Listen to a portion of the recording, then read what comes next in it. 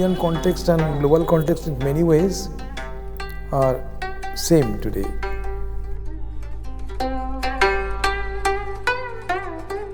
But on the other hand, there is an India where you can see the culture of tolerance, culture of acceptance.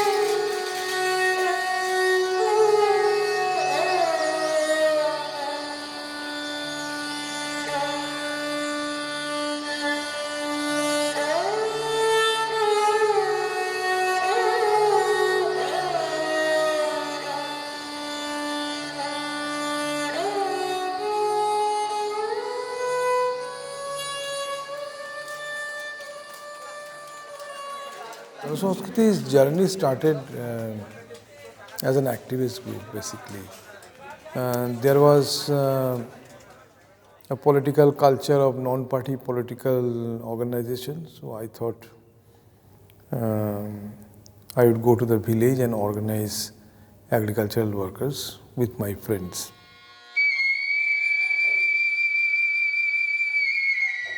So we went in the village. And the village life was not easy then. There was no electricity, there was no roads, there was no toilets. And housing was also a problem. And there was no tea. The Bengalis are very fond of tea.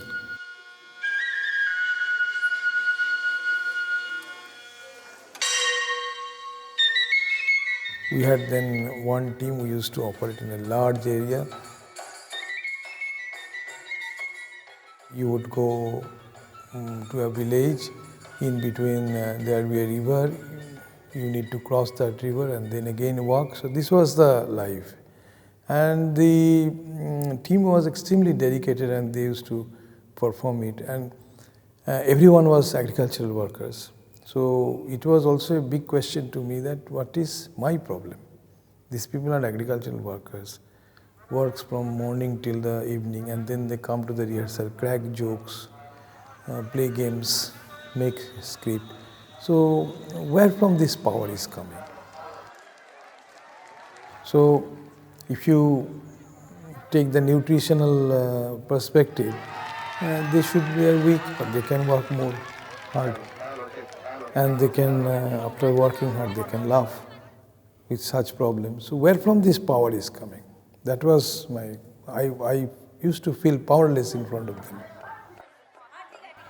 So my whole ego, my whole attitude that we must lead these people and must teach these people, we must feel responsible to take these people forward. All these things started breaking, and I realized what Vivekananda said, that education is the manifestation of the perfection already in man.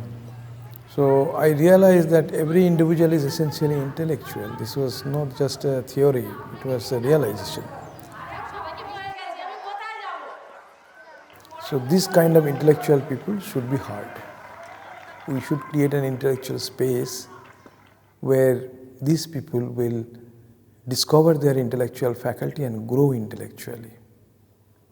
So that's how Boal extended his hands and heart and brain, whatever you call it, because our relationship was very special.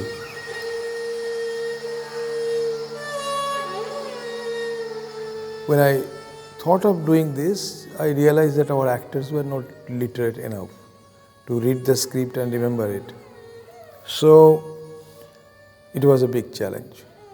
That actually inspired me to develop this method, what we call scripting play, instead of playing the script.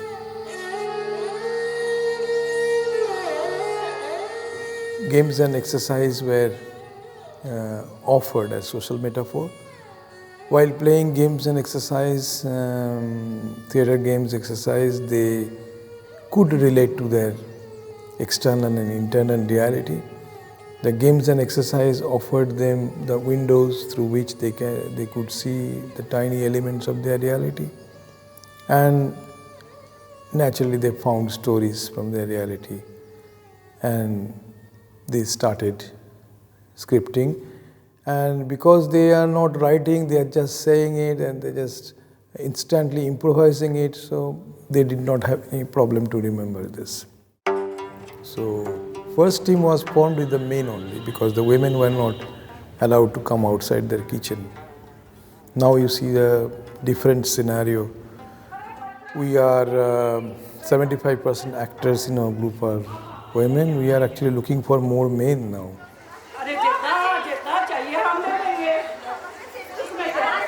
Theatre of the oppressed is an attempt where you are handing over means of making theatre to the people so that they can make their own theatre. They can see their problems and can script it and can perform it in front of them.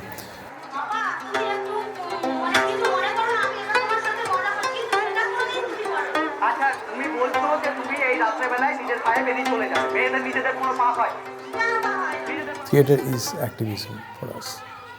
Theatre is not a support service to a political action. Theatre is politics. So that's how we imagine, we actually perceive the power of theatre. When we started addressing patriarchy, we understood a lot of social norms are there for ages, and it cannot be broken in Forum Theatre's session, and we should not also attempt to solve such problems in theatre because it will make theatre very simplistic and misleading. When we are performing a scene of a domestic violence, it should not appear only a violence between a man and a woman. The concrete portrayal of reality should allow actor and spectator to understand how patriarchy acts as an ideology, acts as a construction within us. So if we use theatre as an art of creating connection, if we use theatre as an art of establishing relationship, a true relationship, if we feel oneness with our spectator and discuss together, let's discuss sincerely, let's listen to each other without imposing our thoughts. We are unknowingly cultivating the multiple monologues. Let the multiple perception comes and let them have a positive conflict, where people would try to understand the path, the truth. They won't try to win over another. So it's a debate where we don't want to win or want to establish our point. We want to understand the matter, the subject.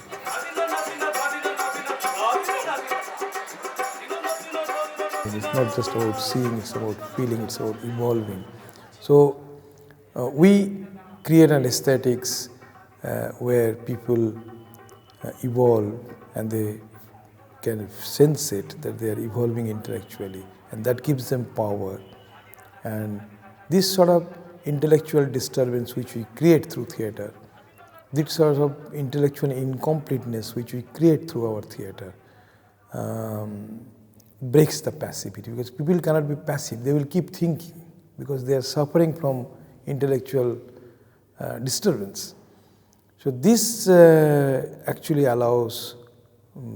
breaks the passivity.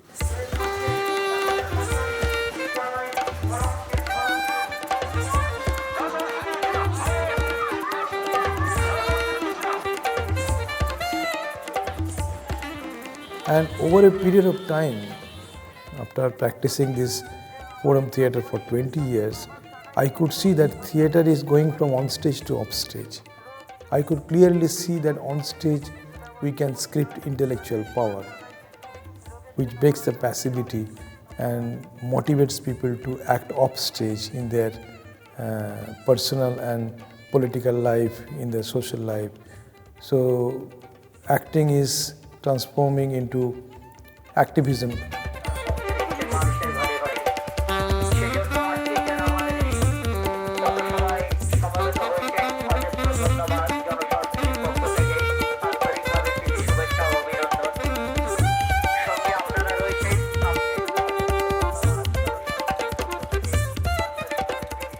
For me, this is a mirror. When people are saying a lot of things about oppression, about how is oppressor, and people can think in that manner, no? In that way, is a best tool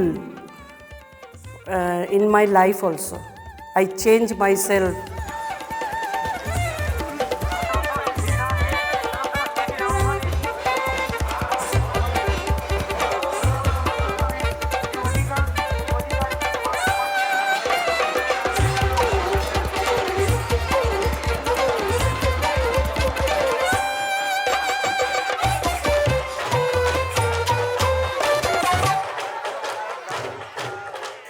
Normally, people think that four wall is my world, like my husband, my children, that's it, nothing else. But for me, my family is a whole sky. In that way, theatre of the oppressed blessings for me.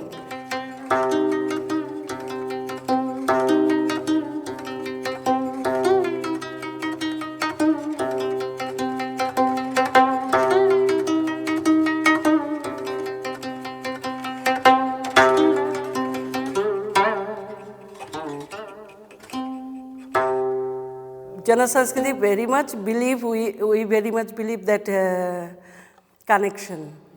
You can see that we run one common kitchen also.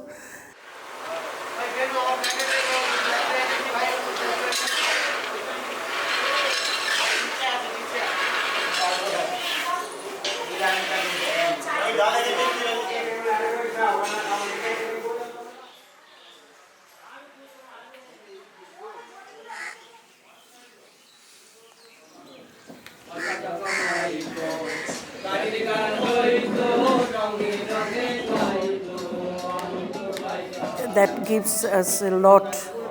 We know each other, not only through theatre, we are now going to their kitchen also. We take part of single ideas, single thoughts, we part of them.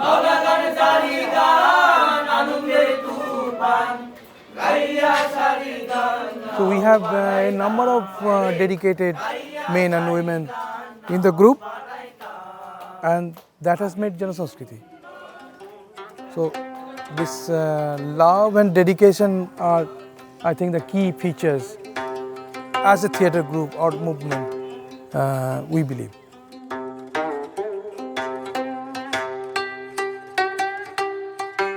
Jana Sanskriti took time to develop his first line leadership because it was no easy.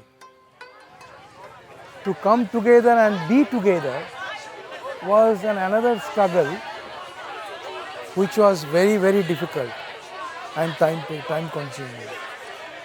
So struggle outside is easy, relatively. Struggle inside is equally difficult. Economy is not actually determining our relationship. You can see the love is the main essence in Jana Sanskriti. There is nothing, ideology, philosophy, politics, this comes much later. So that way, Jana Sanskriti, most importantly, the statement of an alternative lifestyle which is questioning this modern system through a practice.